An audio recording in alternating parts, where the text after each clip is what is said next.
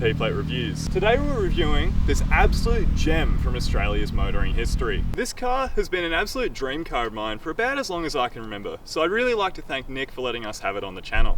What we have here is the top level of trim for this series of Commodore. While the Executive was made to ferry grandpas back and forth from the shops, the Club Sport was introduced as a far spicier variant.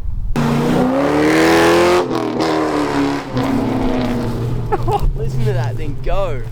Holden decided to rip out the measly 3.8 litre V6 and replace it with this 5.7 litre LS1 from the States. From factory they pumped about 250 kilowatts give or take, but this one's been tuned up to around about 350. Oh, that's hot.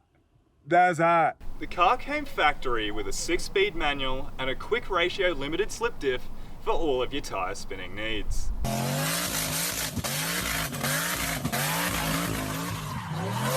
Specs aren't all talk though, as this car managed to put down a 5.4 second 0 to 100, creating the ultimate license decimating machine.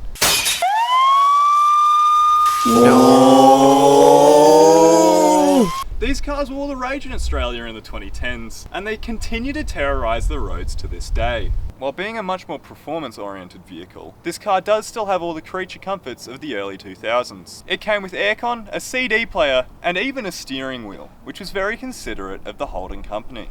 It even tells you how much fuel you're using, but we'd recommend never looking at this unless you want to question all your life choices. The Commodore still has the spacious interior of any other Commodore, making it just about as practical as a V8 sedan can be. Club Sport features the same sleek body lines as any other model, yet it trades out the bumpers for some with more aggressive styling and chucks in a second colour into the mix. It even came with a spoiler, which is pretty cool. This particular car is kitted out with the greatest Commodore wheels ever produced. These Simmons, or Buds, help to put a bit more rubber on the road to keep the rowdy V8 at bay. This car's also lowered to a tasteful extent, which helps provide it a much sleeker look. This car often stars at local car meets and it turns heads wherever it goes. So Nick, what's your favourite thing about driving a Club Sport? It's probably the quickest grocery getter that there is.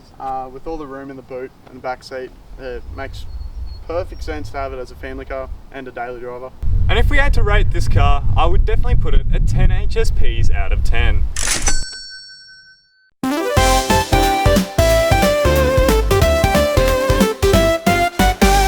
So Nick, what's your favourite thing about cheese?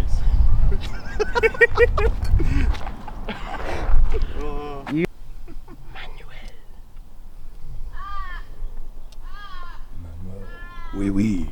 Being a much more performance, that's a new word.